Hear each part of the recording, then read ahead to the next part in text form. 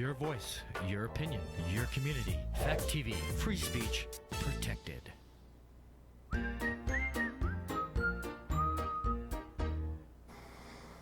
Did we need a sequel to Sleepaway Camp? Sure. Is this a good sequel to Sleepaway Camp? That's a different story. Is there a good sequel to Sleepaway Camp? I don't know, son. I just don't know. All this and more on Gory Storytime. Warning. Gory Storytime is a horror movie review show by a son and his dad who thought that letting his 5-year-old watch scary movies was acceptable. If you are offended by horror or talk about blood and gore by a child, or if you don't want horror movies from the 60s through today spoiled, then there is a remote stuck in your couch cushion next to potato chip crumbs. Use it. And of course, parental discretion is advised. Why? You didn't use any. Shut up and start the show.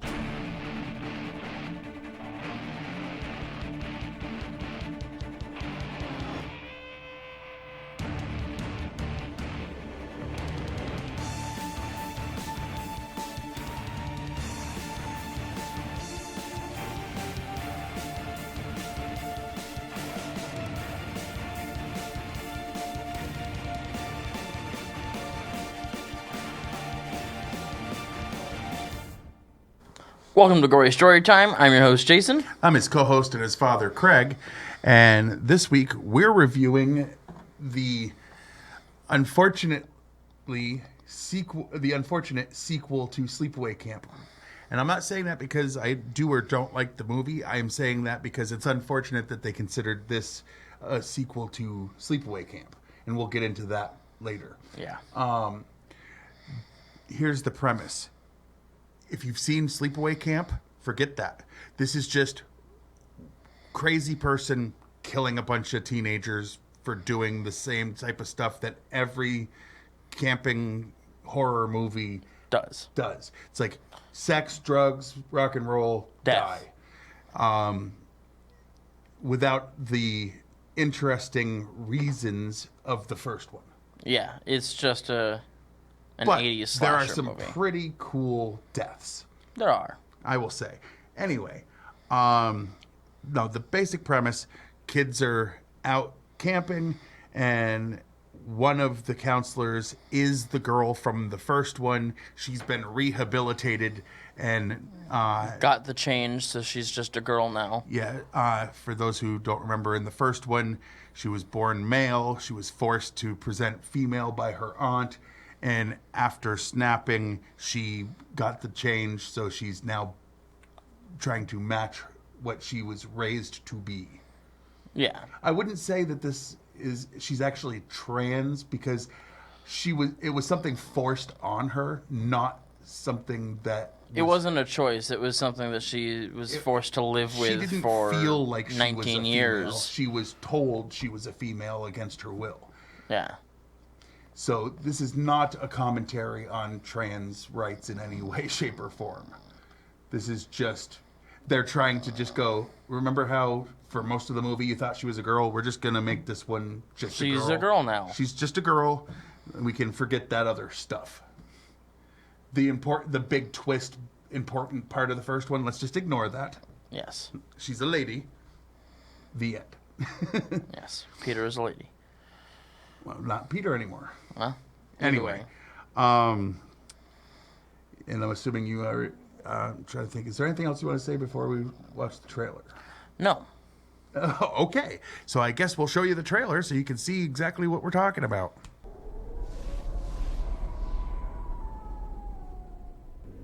There used to be this camp about 60 miles from here. Camp Arawak. All these kids started getting killed. Well, it ended up that the killer was the shy 14-year-old girl that everybody picked on. Except she wasn't... Baby, you're supposed to be in the cabin. Let's go. Wait, what happened to the killer?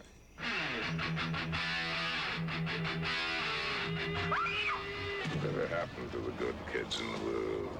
Oh, don't talk like that, Uncle John. There's lots of good kids. We just have to weed out the bad. Remember, ladies, nice girls don't have to show it off. Where's Phoebe? I had to send her home. I found her doing things with the boys last night that she had no business doing. I know the rest of you are nice young ladies and you won't get into any trouble. Let this be a lesson to you. Say no to drugs. Camp Rolling Hills is the best. Oh, I'm a happy camper. I love the summer sun. I love the trees and forests. I'm always having fun. I don't like being the wicked witch of the West. Hey, but I know what happens when things get out of control. You're gonna tell. Oh, I'm a happy camper. I love the clear sky.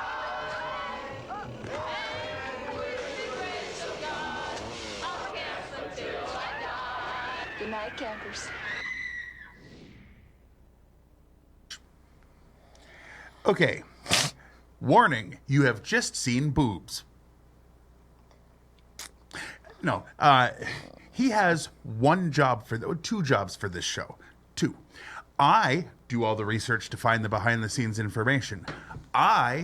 When we were doing 4-of-a-kind topics and stuff, would try to pick out the movies most of the time. Sometimes but most. I write all the copy for the commercials.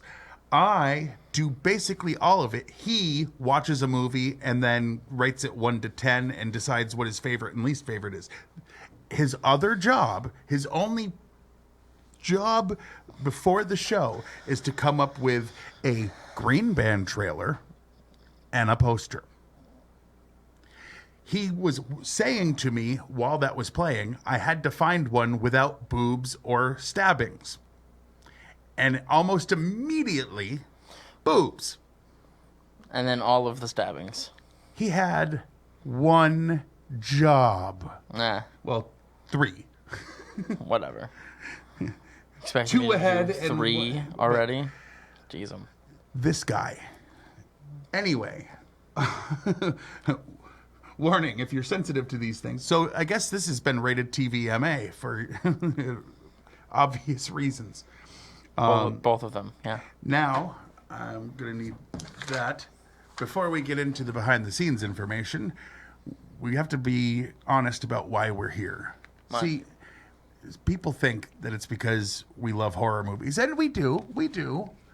But it's all about the money. Let's be honest. We're a capitalist society, and we like making money. And how do we do that? We pimp ourselves out like little hoes and just advertise whatever is out there that will pay us to say it's good. This week, those companies that paid us to say their products are good are... Let's see. Gory Storytime is brought to you by 80s Horror Camping Gear. We at 80s Horror Camping Gear know that multiple generations have grown up with Friday the 13th, Sleepaway Camp, The Blair Witch Project, and Nature Trail to Hell in 3D. And because of this, you are afraid of camping without a way to protect yourself from hockey mask-wearing slashers and teen girls who are forced to kill to protect their secrets. That's where we come in. Sleeping bags with sheathed knives right by your hands for easy access. Holy water to pour around your tent, and more. 80s Horror Camping Gear. Protection from the elements and the insane. And by I'm a Producer, I'll Do What I Want, the streaming docuseries where we give those in charge of making films the chance to explain why things were changed for the worse.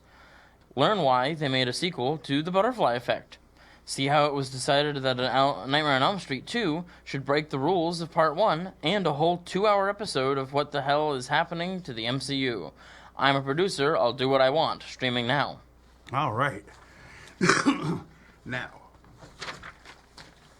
to the behind-the-scenes information, or as Jason likes to call it, the meat and beef of the show. Or as I would like to call it, the meat and beef of the show. All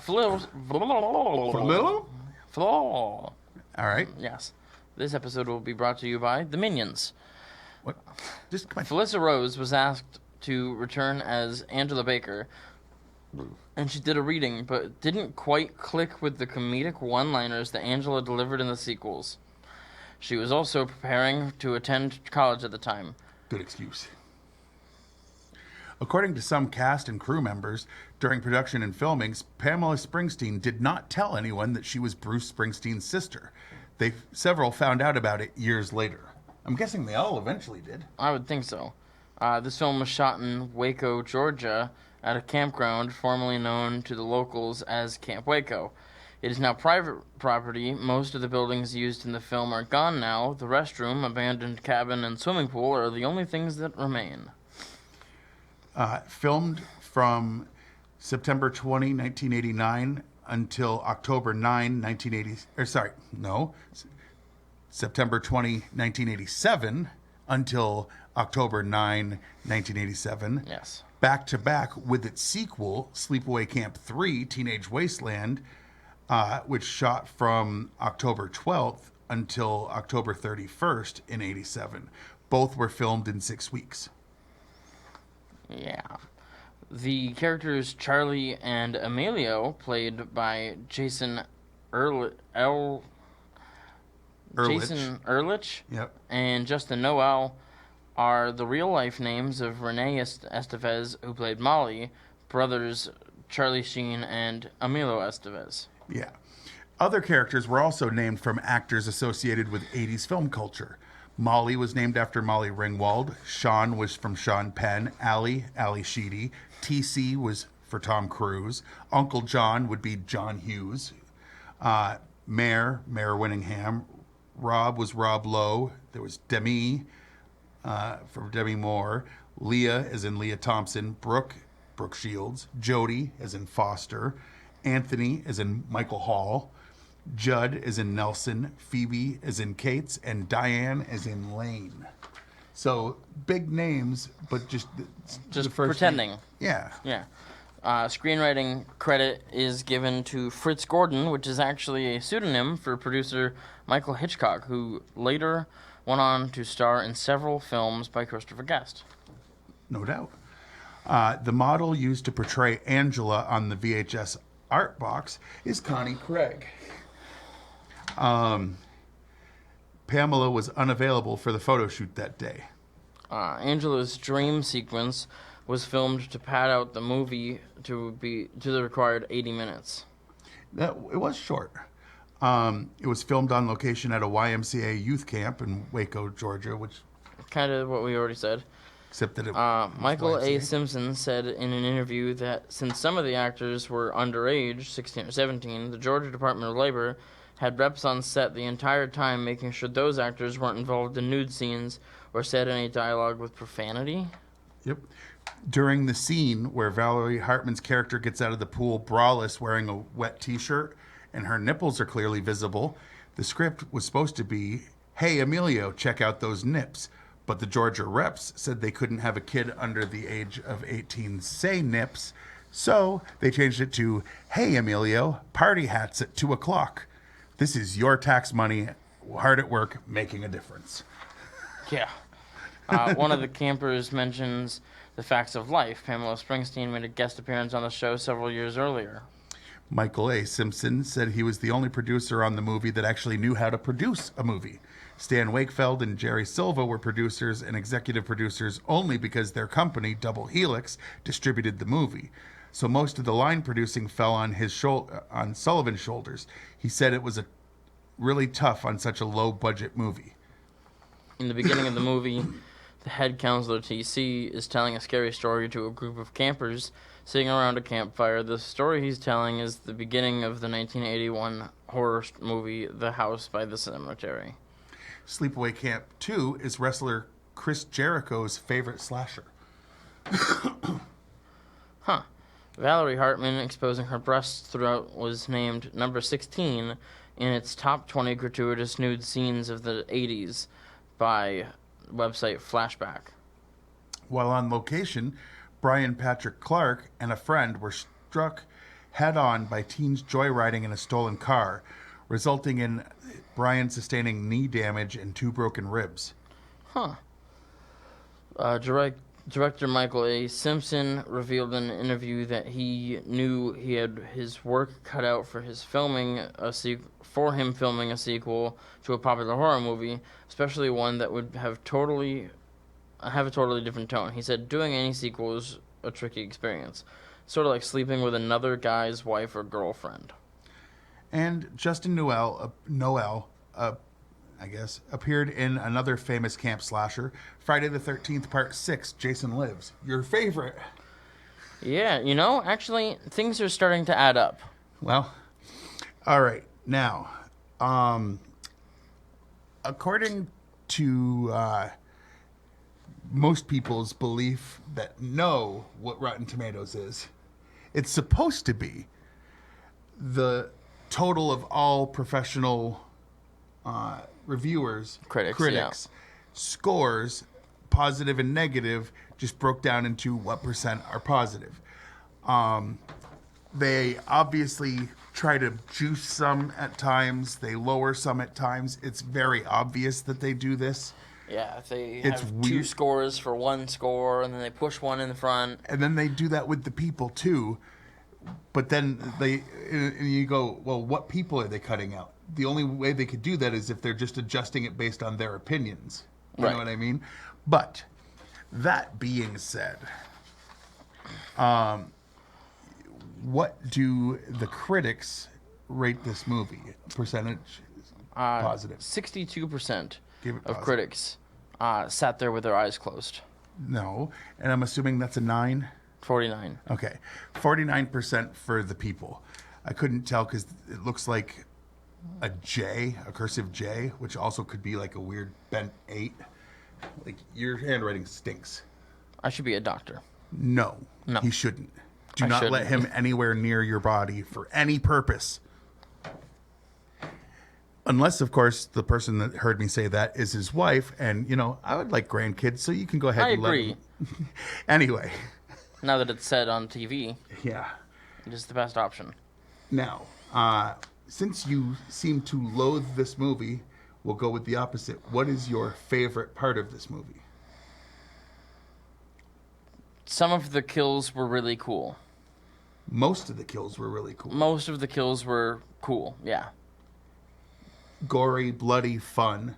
My favorite part, honestly, I'm going to go with some of the more interesting kills. Trying to think, what was the one? There was someone killed in an outhouse. Yeah. Covered in feces and being drowned in it, basically. Yeah. It was pretty gross. So I'll go with that. Yeah. What was your least favorite part? Here we go. Well, so the fact those that those kills were really cool, and then around them were things, and basically when those things were happening, it was terrible. He's wrong. And I will say what he really means to say, because we've had this conversation. Bad. The writing was bad. No. Okay. The movie was bad. No. The only thing wrong with this movie, for a fun slasher horror from the 80s, the only thing wrong with it is that it should not have been a sequel to Sleepaway Camp. If they just called it Bitch in the Woods Murders People, he would have been right in. It's like, hey, his wife the and acting him is perfectly liked bad. the entire movie, with the exception of, that's not Angela from Sleepaway Camp. This isn't the caliber acting that they brought in the first one. No, that was horrible acting. It was too. great acting. It was awful acting. The only bad actress in that movie was the aunt. Oh my word, you don't remember that movie. I remember enough. that movie exactly. The point is, the only thing wrong with it is, it should have been its own thing. It did not make sense that that character with her reasonings for murder became this character with her reasonings for murder. And it didn't line up. Campy as it is, it would only be fair to rate this as exactly what it is supposed to be. And it is supposed to be a sequel to Sleepaway Camp. Sure. And as that movie was virtually flawless... No, it was not Oh my God. The more of these movies that I watch, the better the first one's going to get. Oh, I love the first one, but to call it flawless is ridiculous. Any movie Sleepaway Camp is the Schindler's List of horror. No. I don't remember that part. No. Any movie that dumps scalding, boiling water on a pedophile, Oh, I'm good with it. Yeah. all right, it's a perfect movie. It's not perfect, but I mean, it has awesome kills too. better kills. Wow, that one was definitely great. The hair cooler kill. Yeah, Yeah. One of the best things never shown on screen. that's true. It's true. Anyway, on a scale of 1 to 10, then, because now I think we should give it 2 ratings. Rate it as a sequel to Sleepaway Camp first, because that's fair, and then rate it as just a 80s fun slasher movie. So that people understand that as long as they don't care that Angela is a totally different person now, and I mean the character, not just the actress. Yeah, it's Like, all different. but outside of that, the kills in the movie are Yeah, fun. it's fine. Yeah. So what would you say as a sequel to Sleepaway Camp? Like a 2. Yeah, I'm going to say 3, but yeah, it's a horrible I think continuation. I'm really stretching to give it a 2. Like, this is a complete Now, atrocity of as the character. just sitting back and having fun watching the 80s schlocky, campy camping slasher. 6. You know what? I'll say 6.5, but that's fair. And But that, by the way, if it's over 5, it means we would be willing to watch it again in general. His problem with watching it again is only that it says Sleepaway Camp 2. like, I'm not gonna watch this again Because of the name. because it's supposed to be a That sequel. said, it is wrong. his wife is trying to get me to have us watch the 3rd one, so we'll see. Yeah, she could watch that with you. I'll watch something good. Anything else then? Yeah, I think we got everything, right? This is usually the part where I would say it is available to stream some places, and unfortunately for you, it is.